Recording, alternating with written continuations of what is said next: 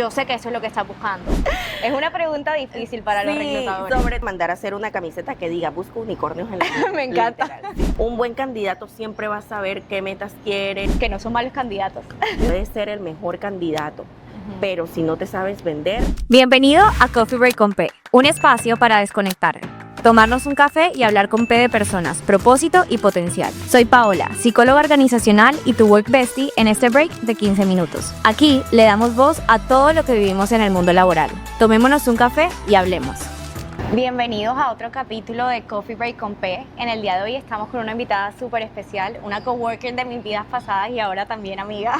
Y estamos aquí nuevamente en Boteros Café, que nos permiten este espacio para tomarnos un buen café y también tener conversaciones significativas. Pero ahora sí, antes de yo introducirla, que ella misma se presente, Ale, cuéntanos cómo estás. Muy bien, Pau, muchas gracias por esta invitación. Estoy súper contenta de estar aquí en tu podcast. Felicitaciones, porque sé que es supremamente arriesgado dar este paso y bueno, pero yo sé que te va a ir súper bien y estoy muy contenta de que me hayas invitado. Gracias, no, Ale, a ti por aceptar la invitación, por estar aquí conmigo, que sé que tienes mucho por decir, mucho de lo cual podemos aprender todos y bueno, la idea de este espacio es precisamente abrir esa oportunidad para que todos conozcamos los distintos lados de lo que es ser reclutador, que hoy venimos a hablar precisamente de eso. A veces estamos siempre del lado del candidato y exigimos como candidatos, pero no desde lo que es un reclutador y la presión que también conlleva. Entonces, bueno, Ale, cuéntanos un poquito quién eres tú. Bueno, yo soy Alexandra Payares, soy psicóloga organizacional. Sé que muchas personas empiezan el recorrido por aquí, pero se dan cuenta de pronto de toda la presión que se va manejando en todas las áreas de las organizaciones. Y bueno, desisten, pero yo me quedé. Muy bien. Yo me quedé y bueno, tengo 7 años de experiencia buscando candidatos. Yo les digo que mi especialidad es buscar unicornios en la luna. Ya lo he dicho Wow, anteriormente porque sí he tenido, digamos que procesos con niveles de dificultad bastante altos, cargos bastante específicos. A eso me dedico. Soy CEO de una firma consultora de gestión humana, se llama Master Headhunter. Con ellos desde el 2019 pues estamos ahí trabajando con las empresas para desarrollar ese talento. Ale, y cuéntanos qué es lo que realmente hace que un candidato sea ideal, ¿no? Porque al final cada empresa tiene un concepto de qué es ideal. Cuéntanos tú ya en ese recorrido de 7 años, con ese ojo clínico que ya tienes, ¿qué hace un candidato realmente que sea ideal? Digamos que cada persona, yo digo que las empresas son como las relaciones que uno va teniendo. Uno tiene de ambas partes que mirar qué es lo que uno quiere y qué es con lo que uno va a compaginar. Entonces, más que un candidato ideal, esa persona que cumple con los requisitos tanto a nivel profesional como a nivel de personalidad para poder desarrollarse dentro de una compañía. Abarca muchos aspectos tu pregunta, ¿no? Pero pues a modo general, un candidato ideal es una persona que tiene una misión y visión que engrana perfectamente con la cultura organizacional de las compañías. Súper, súper. Y la siguiente pregunta que va muy hilada a esto es, ¿crees que las compañías actualmente buscan requisitos o buscan potencial? Las compañías desarrollan los requisitos teniendo en cuenta el potencial que necesitan. Me gusta. Es decir, no se puede ligar los requisitos potencial que necesitan Que tiene las persona. empresas. Exacto, hasta dónde quiero que esta persona se desarrolle en mi firma, ¿no? En mi organización. Así es. Ale, ¿y dónde crees que está el reto en el hunting? ¿Son los candidatos los que son muy exigentes, que esta generación igual quiere crecer muy rápido o es muy ambiciosa en todo esto del desarrollo? ¿O son las empresas que a veces realmente no tienen la realidad del mercado laboral y exigen también mucho? ¿Quién crees que es como más difícil, ¿no? ¿El cliente, que es la organización, o el candidato que te toca encontrar? Es una pregunta difícil para los reclutadores. Sobre todo para mí, pues que manejo, digamos que ambas partes, ambas caras de la moneda, porque yo ayudo a personas a hacer transición laboral y también ayudo a empresas a buscar sus talentos. Claro. Entonces hay que mantener como un equilibrio entre ambas partes. Sin embargo, creo que estamos en un punto donde ambos son exigentes.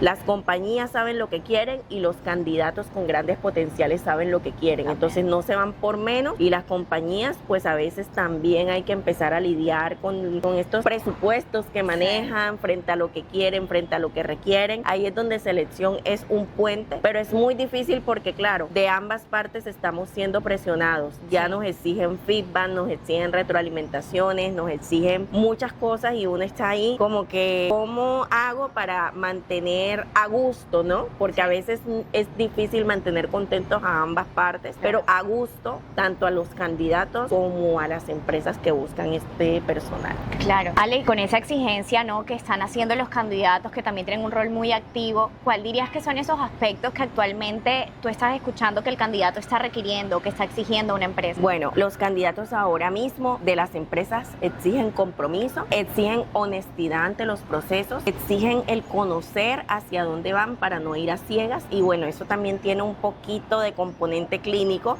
porque ciertamente ya sabemos que ante la ansiedad nuestro cerebro se puede bloquear, podemos sesgar ciertos procesos cuando a los candidatos no se les da la información completa. Entonces es como cuando tú vas caminando y no sabes hacia qué dirección va. Un buen candidato siempre va a saber qué metas quiere, nunca va a estar nublado, sabe hacia dónde va, cuáles son sus proyecciones, y obviamente no se va a ir a una compañía donde no tenga claridad ni de metas, ni de proyecciones, ni de presupuesto. Y bueno, te dicen simplemente, mira, no estoy interesado porque no voy alineado a eso. Ya no es como antes, que uno, todo lo que diga la empresa, todo lo que diga el candidato, bueno, sí, está bien, lo que tú me ofrezcas, no. Claro, tener un plan, tener una organización. Exacto. Y justo esto va alineado como a mi próxima pregunta, y es que el rol del reclutador ha cambiado muchísimo, porque antes en el trabajo simplemente alguien llevaba su hoja de vida, su CV, y ya tenía un trabajo, y era simplemente así un poco de relaciones por la necesidad, ¿no?, y la precariedad laboral que teníamos anteriormente. Pero ahora el entorno del trabajo se ha tornado mucho más complejo, y asimismo el rol del reclutador es mucho más complejo. ¿Cómo te enfrentas a estos nuevos movimientos como son el uso de redes sociales, el uso de ATS, de inteligencia artificial, que de alguna manera también son puentes o canales para llegar a ese candidato? Bueno, a mí me encanta toda la evolución porque siento que este área demoró demasiado tiempo para evolucionar. Ya el margen o la brecha que había antes es muy, muy delgadita ahora. Sí, hay como mucho más alcance, ¿no? Tanto del lado de la empresa como del lado del candidato para comunicarse. Supuesto. Incluso como herramienta para nosotros, no sé si me escuchabas ahorita, pero yo estoy buscando una persona en Alemania y como 4 en México, y yo estoy en Colombia. Claro. Entonces el reclutamiento es muchísimo más fácil con estas herramientas. Claro, que nos brinda ya otra oportunidad más allá de nuestro contexto y de nuestro país, y que también lo complejiza al mismo tiempo, porque entonces ya no es el contexto o el mercado laboral colombiano, sino tengo que estudiar el mercado laboral de México, de Alemania, porque al final el reclutador tiene un rol muy holístico, ¿no? O sea, tienes que ver compensaciones, beneficios, y en unión a esto, Ale, cuéntame qué tan importante es para ti como hunter, ¿no?, entender la visión de la empresa, porque al final no es solo encontrar que alguien cumpla estas funciones, sino entender realmente cuál es el ADN de la empresa y hacia dónde va, y tú también como reclutador tener esa posición crítica de yo sé que eso es lo que está buscando, o podías evaluar como esa posibilidad. Te explico un poquito acerca de cómo yo empecé esto. Yo empecé muy chiquita, tenía como 23 años cuando dije quiero mi empresa de selección. Así la idea. Así, literal. Y empecé a trabajar en ello, no tenía casi recursos, empecé a estudiar mucho. Me doy cuenta de que no te puedes ir a buscar un candidato si no has entendido qué es la organización, qué mueve a la organización, cómo trabajan las personas. De pronto, si todos la planta organizacional son dominantes, gerentes, orientados al cumplimiento, y entonces en qué momento necesitan ese rol de una persona que su personalidad sea influente, sereno. Cada uno a estudiar y a mirar cada uno de los roles, las personas, conocer. Por ejemplo, yo tuve la oportunidad de trabajar en una empresa de minería buscando una planta gerencial, y me tuve que ir a esta compañía un mes, mirar, observar cómo de todo el ambiente. Exactamente, qué era lo que querían, cómo eran los gerentes, cómo era, si era rápido el trabajo, si era un poco más flexible. Entonces uno empieza a ver todo eso. A veces uno no descarta a los candidatos nada más porque es que es malo, no. Hay muchas personas buenas, pero cuando uno le pregunta habilidades, debilidades, y cuando uno empieza a mirar cuál ha sido su cargo, cuál es la empresa donde ha estado, se da cuenta que el trabajo es flexible, pero va a pasar trabajo en esta empresa porque acá es muy orientado al cumplimiento, o sea, no hay flexibilidad. Y hay empresas así, o personas que quieren crecimiento. Entonces acá ya hay una brecha para crecer. Total. Uno empieza a descartar por el beneficio mental de las personas, y es que a veces no lo leen, no lo ven y no lo conocen. Y son cosas que en el feedback uno tampoco puede decir. Entonces uno lucha contra el qué dirá la gente, el qué dirá el candidato. No, definitivamente hay hay que tener demasiadas herramientas y mucha personalidad para quedarse en selección. Sí, sí, sí. Y yo creo que lo que tú dices, ¿no? Al final el candidato, no es que no solo sea ideal o que a veces se sienten mal de, ay, es que no cumplo con los requisitos, no soy suficiente. No, pero es que a veces, como tú dices, la naturaleza de la organización no es el lugar para el candidato. Y creo que en eso los psicólogos tenemos ese ojo muy clínico de no solo veo qué es lo que quiere a nivel de requisitos y conocimiento, sino también la personalidad, ¿no? Y la dinámica grupal que se da en el equipo. Entonces eso está súper importante que lo sepan, que no son malos candidatos.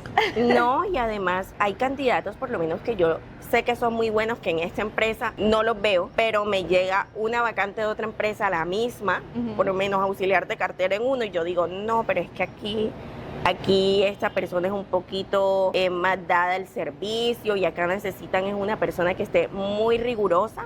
La personalidad no va, uno se da cuenta. Pero me abren en otra compañía una vacante y yo sé que la compañía es un poco más flexible, orientada al cumplimiento, pero con un poquito de flexibilidad yo me los agarro y me los llevo para... Entonces uno va jugando, no siempre un no, y siempre lo digo y en todas las entrevistas que he estado, no siempre un no es malo. Total. No siempre uno es malo. A veces uno no puede dar explicaciones, pero uno sí tiene en mente salvaguardar la mente y la salud mental de las personas con las que uno va trabajando. Por eso este rol de reclutador lo hace en su mayoría un psicólogo. Súper, me encanta eso, Ale. Y ahora hablemos del mindset, ¿no? Que tiene que tener un reclutador para poder, como tú decías, manejar ese estrés, tanto de ambos lados, de la organización, del candidato y esa frustración, ¿no? Porque al final nosotros como reclutadores somos el reflejo de lo que hay en el mercado, como tú decías, no podemos sacar unicornios de la nada. En la luna. No, de hecho yo me voy a mandar a hacer una camiseta que diga busco unicornios en la luna. Me encanta. Literal, sí. Bueno, definitivamente un reclutador, si quieres ser reclutador, tienes que desarrollar habilidades como mucha tolerancia, mucha resiliencia. Sí. Tienes que ser una persona extremadamente resiliente, con mucho enfoque, con mucha creatividad y capacidad de análisis, sobre todo porque esto, aunque no lo queramos, hay que a veces manejar estadísticas, ya dada a la empatía. Total. Y tiene que también tener autogestión. Entonces no es así como que me voy a ir a reclutar. De hecho, yo te digo algo, de gestión humana, para mí el reclutador es la del todo. 100%. Y bueno, es la del todo porque si no haces un buen reclutamiento no vas a tener buenos perfiles y ni siquiera vas a llegar a las entrevistas. Claro. Y uno tiene que tener habilidades para la venta. Muchas habilidades. Sí, demasiado. Habilidades para la venta porque nosotros terminamos vendiendo a los candidatos. Nosotros terminamos diciendo, esta es Paola hace esto, por eso yo te traigo aquí el perfil de Paola. Claro, no, y del lado contrario, ¿no? También tienes que venderle al candidato a la organización. Claro, y entonces está la llamada ganadora, donde uno, y me lo tengo que casar, y para casármelo tengo que venderle una oferta mejor de la que él tiene, y traer mi información a la compañía para la que yo estoy trabajando. Entonces no es solamente reclutar, es holístico, como lo dijiste. Sí, o sea, el reclutador al final es comercial, es estratega, lo que decía Ale, tengo que buscar distintas estrategias, dónde lo busco, tiene muchas cosas, y yo diría que además de la parte de compensación y beneficios, el otro rol de recursos humanos muy numérico es selección y reclutamiento, porque así como decía Ale, tenemos KPIs, tenemos métricas, y al final, Ale, ahí mi pregunta, que es un poco, no sé, controversial, es, ¿al final tú ves números o ves personas? Porque yo creo que podemos tender a este foco a veces de necesito la persona, necesito números, necesito responder, y a veces de pronto nos podemos despersonalizar un poquito de la experiencia también del candidato que está teniendo en entrevista. Yo veo personas, definitivamente veo personas, no veo números. Aprendí a que para ver números primero tengo que ver personas. Me gusta. Para ver números primero tengo que ver personas. Yo veo personas en su gran mayoría con brillo, aunque ellos no lo sepan. Muchas veces me ha tocado sentarme con los candidatos y decirle, puedes ser el mejor candidato, pero si no te sabes vender, la empresa no te va a escoger. Y hay candidatos que no son tan buenos, pero se saben vender. Es verdad. Entonces, esa es la gran diferencia. Hay que saberse vender.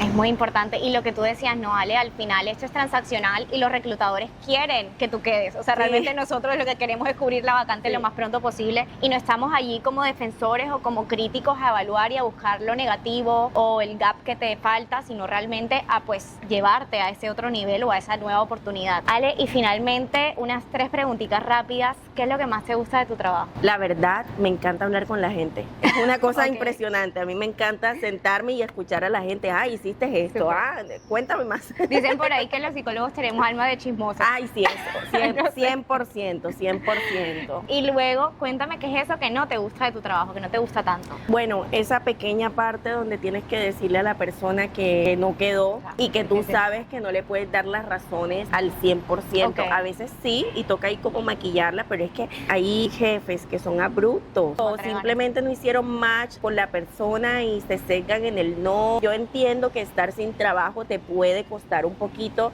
pero no hay nada peor que estar en un lugar donde no vas a ser bien Donde no estás recibido, cómodo, sí. donde no vas a estar cómodo, donde nada más va a ser el dinero, porque es que nuestra mente ya no está para eso. Las exigencias del mundo y del día de hoy, cómo venimos surgiendo, ya no está en yo me voy a trabajar y me aguanto todo, Claro. porque es que ya tú vas a terapia, ya tú vienes de un proceso donde vienes a sanar, ya tú sabes que puedes permitirte a alguien, que no, y es muy complicado. De hecho, una persona que lleva meses trabajando en su crecimiento personal y entra en una empresa totalmente disruptiva, que no va afín al crecimiento personal de esta De la persona. Pues nosotros somos otra generación, nosotros Sí, es verdad. nosotros ya no aguantamos faltas de respeto, nosotros ya no aguantamos gritos, nosotros ya no aguantamos una mala cara. Estamos en un proceso de sanar, entonces buscamos herramientas para poder decirlo de la mejor forma, porque es que ya uno trabajó en sus herramientas. Claro. ¿Y qué pasa cuando alguien llega a irrumpir tus límites? Entonces es un cambio que ha tenido nuestra generación, que la generación pasada se ha quedado corta de herramientas. Claro, no todos, porque hay muchas personas que de hecho han llegado acá que necesitan empezar a manejar ciertas habilidades, cambiar ciertas aptitudes, pero hay personas que definitivamente son esas que dicen soy así y muero Sí, así. claro, totalmente. Y yo rescato mucho esto que tú dices porque al final las empresas son un reflejo de la sociedad y las exigencias que la sociedad nos trae, y por eso es que ahora hablamos tanto de comunicación efectiva, de liderazgo participativo, porque realmente son los empleados los que están demandando estos cambios. Hablamos de responsabilidad social corporativa, o sea, todas estas iniciativas que estamos viendo, diversidad e inclusión, es porque precisamente los empleados ya están teniendo un rol activo en esto, y bueno, hace parte de la evolución que las empresas tienen que comenzar a hacer. Y bueno, Ale, finalmente, ¿cuál es la mejor recomendación laboral que te han dado o que tú darías a las personas? Tener paciencia y entender que no todos los lugares son para nosotros, y así como en las relaciones hay que tener paciencia, y eso lo tenemos que entender. A veces nos cuesta por la forma como hemos sido criados, pero llega un momento de nuestra vida en general donde tenemos que quebrarnos de donde venimos y lo que queremos ser. Y eso implica dolor, aceptar para poder seguir, para poder salir adelante, para poder llegar a donde quieres. Entonces esta es la recomendación que yo les puedo dar por vivencita propia, ¿verdad? y porque se lo digo a todas las personas. A veces da más dolor no pasar por los procesos y crecer que quedarse estancado. Bueno, y con eso terminamos. Muchas gracias, Ale, por estar aquí, por tu tiempo. Y bueno, Ale, salud por esta conversación tan significativa de trabajo. El Sobusa. Sí, gracias, Sobusa. Se escucha, Mafe. Sí, porque dije que tal aquí hablando.